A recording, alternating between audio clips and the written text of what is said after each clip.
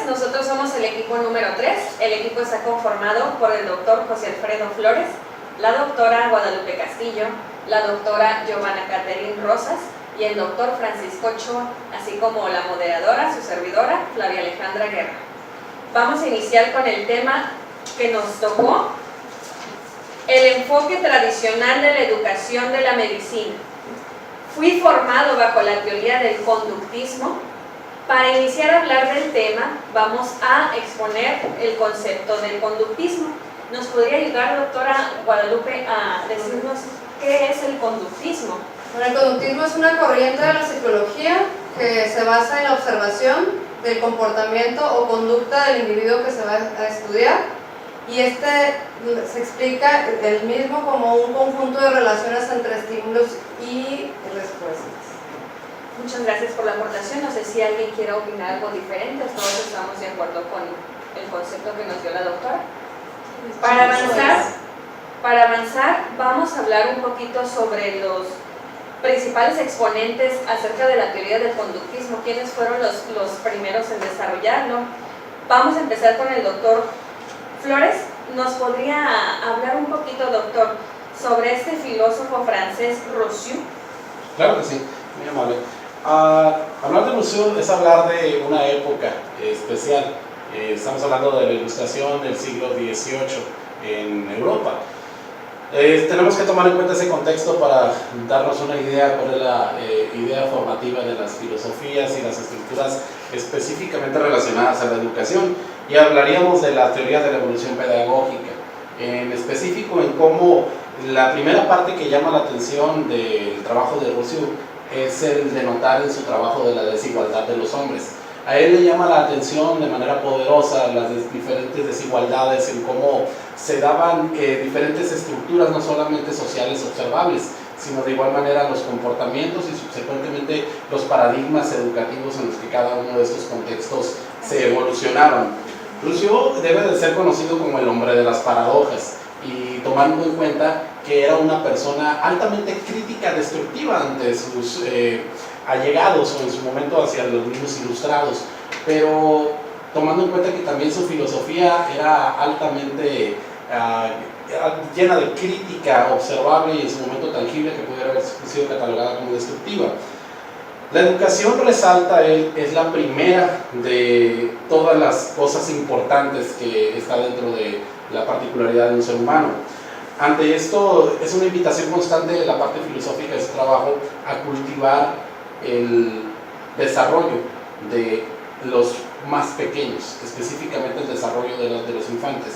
Y recordemos en su momento las etapas de cuidado y autocuidado, en donde Rousseau hace alusión hacia el gran papel que tiene la madre como moderadora de los diferentes elementos que la conducta, aquí en su momento enfocándonos hacia el conductismo, marca dentro de la obra del mismo.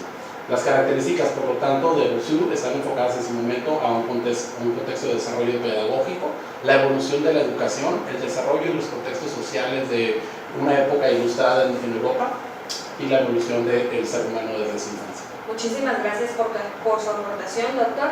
Quisiera, doctora Giovanna, que me ayudara un poquito sobre este gran exponente, el fisiólogo ruso Pavlov. Muy bien, claro que sí.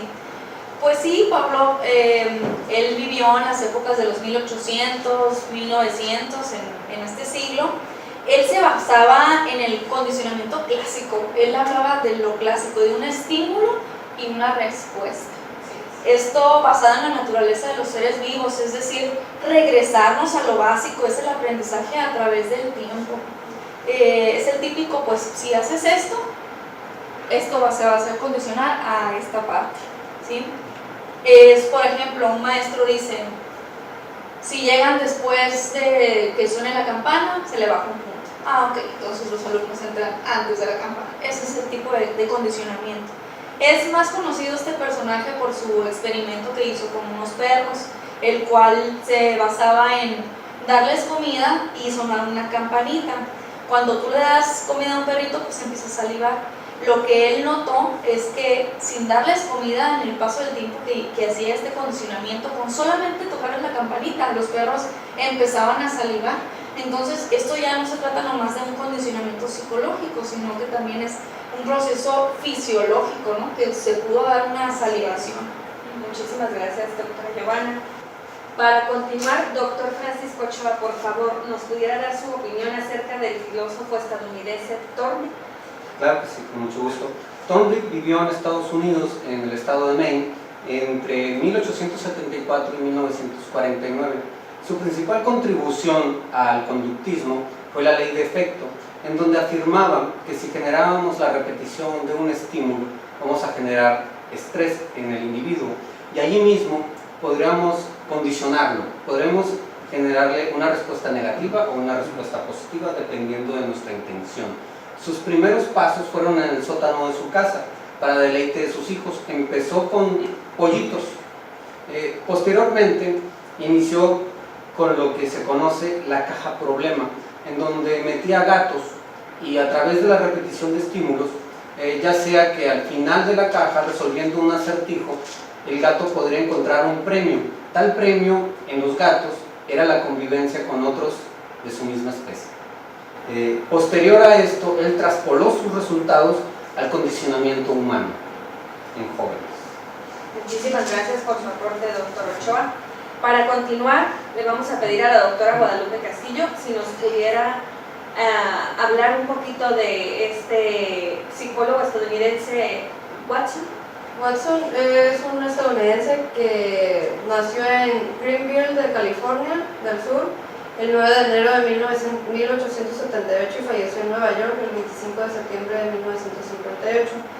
Él en 1913 fundó la Escuela de Psicología Conductista.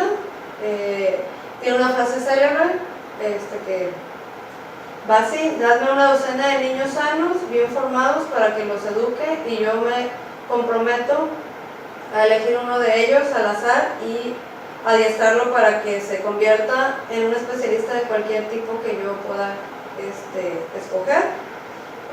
También fue, de hecho ahorita, él desarrolló el conductismo, que hoy en día constituye una de las principales corrientes psicológicas. También junto con su asistente Rosalind desarrollaron un experimento en un niño de 11 meses de edad que ha pasado pues a la historia, denominado con el nombre de experimento del pequeño Albert, que era infundirle miedo. En ese tiempo pues ese niño tenía 11 meses de edad. Y pues sus principales aportes es que estableció de modo definitivo la psicología como estudio de la conducta, y su enfoque conductista lo llevó a formular la teoría psicológica en términos de estímulo-respuesta. Muchísimas gracias. Ya para terminar de hablar de los exponentes, vamos a nombrar, doctora Giovanna, ¿nos pudiera ayudar a ver a este psicólogo estadounidense, el doctor Skinner? Claro que sí. Bueno, de todos los personajes que hemos hablado ahorita son como los fundadores del conductismo.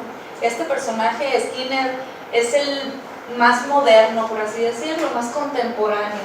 Él vivió en las épocas de 1950, 1970, nace en Pensilvania. Él empieza a meterse en estas cosas del conductismo porque leyó a Watson y leyó a Pavlov y le gustó, por eso se adentró a la psicología, por eso él decidió dedicarse a la psicología.